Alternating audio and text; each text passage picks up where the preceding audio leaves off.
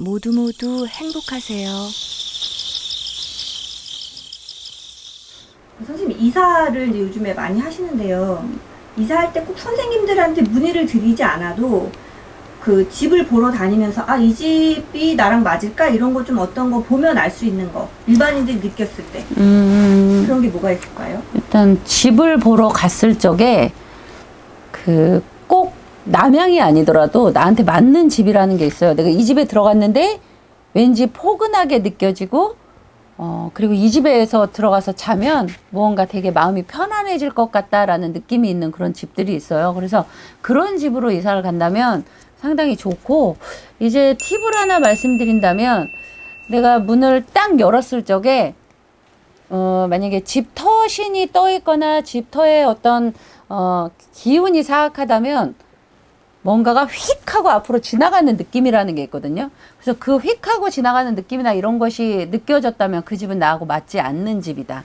그래서 그런 집은 들어가시면 안 되고, 기운이 가장 좋은 집이다라고, 나하고 잘 맞는 집이다라고 한다면, 만약에 북향의 집이라 하더라도 잘 맞는 분들이 있어요. 그분들은 어떤 분이냐면, 제가 봤을 때 뭐 쥐띠나 돼지띠 이런 분들은 그런 곳에 들어가서 살으셔도 크게 나쁘지는 않다. 근데 이걸 딱 어떤 분이다라고 이렇게 말씀드리기는 힘들기 때문에, 내가 어떤 집으로 들어갔을 적에 그냥 포근한 느낌. 첫 번째는 포근한 느낌이 가장 좋고, 두 번째는 정면으로 봤을 적에 뻥 뚫려 있는 집. 그런 집이 가장 좋습니다.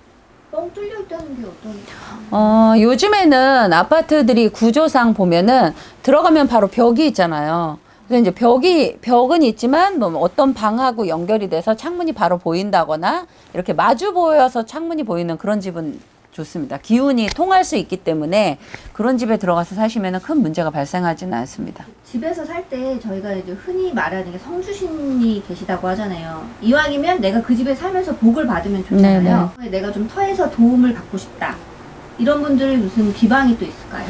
원래는 이사 들어가시기 전에 뭐 정말 이게 이사에 관한 거는 집안마다 다 이렇게 비법이 있듯이 정말 너무나 많거든요. 근데 이제 저 같은 경우에는 청소하시면서 노란 콩 있잖아요.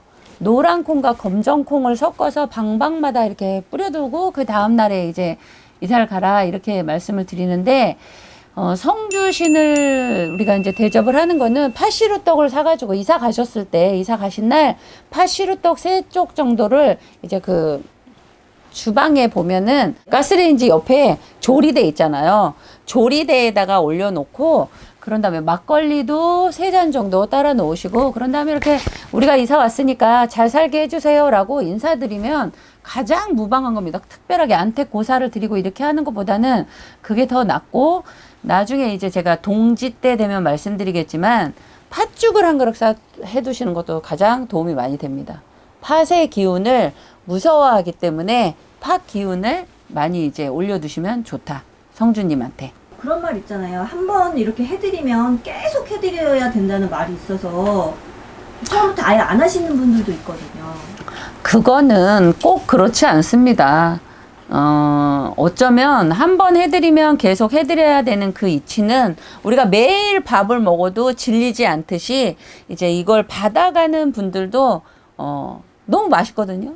그렇기 때문에 주면은 좋은 거고, 안 준다고 해서 그걸로 그렇게 탈을 잡거나 이렇게 하시지는 않습니다. 그러니까 나의 형편상 뭐 내가 올해는 했지만 만약에 뭐 3년 후에 나는 할 거야. 근데 그때 나의 형편이 안 좋다면 굳이 꼭 무엇인가를 크게 해서 바친다고 생각을 하시지 말고, 물 한 그릇이라도 성주님한테 바쳐 놓는다면 그것이 정성이 되기 때문에 그렇게 하시는 것이 좋습니다.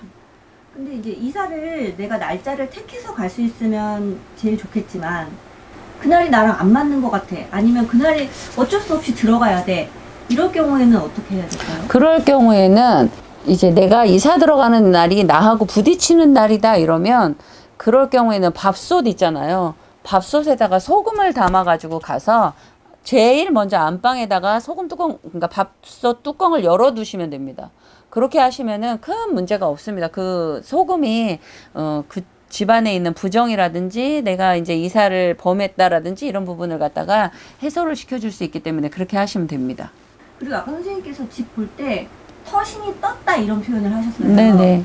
근데 터신이 뜨는 경우는 어떤 경우예요?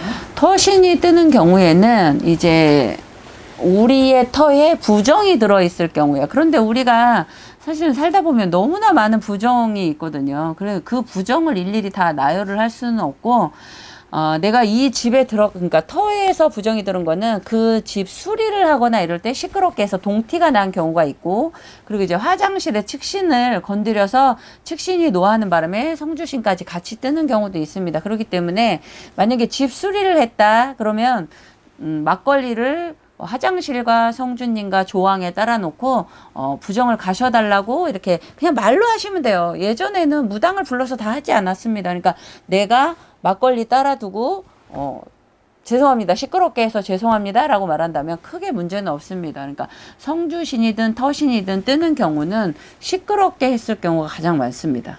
선생님, 성주신과 터신이 다른 거예요? 다르죠. 터신은 우리의 이 땅속 밑까지 터를 관장하시는 그분이 터신이고, 성주신은 우리의 집안의 일들을 관장하시는 분이 성주신이고, 측신은 화장실에 계시는 분이 측신입니다.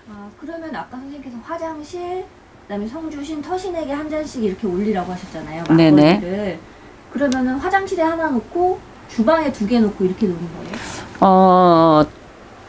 조항에 가스레인지 있는 곳에 한 잔을 두시고, 거기가 조항입니다. 그런 다음에 성주신께 바치는 거는 조리대 쪽에다 하시는 게 좋아요. 요즘에는 뭐 마루에 뭐 대청마루가 아니기 때문에 그 조리대 있는데 거기 한 잔을 두시고, 그런 다음에 화장실에는 꼭 두셔야 됩니다. 화장실에는 우리가 사실 조항과 화장실은 상극인 듯 하지만 가장 밀접한 관계가 있는 곳이기 때문에 그 두 분은 항상 같이 해야 됩니다. 그래서 화장실 측신에게도 똑같이 막걸리를 갖다 놓고 이렇게 하시면 됩니다. 그러면 성주신에게 처음에 이사 들어갈 때 할 때는 그 팥시루는 성주에만 하면 돼요? 네네, 그렇게 하시면 돼요.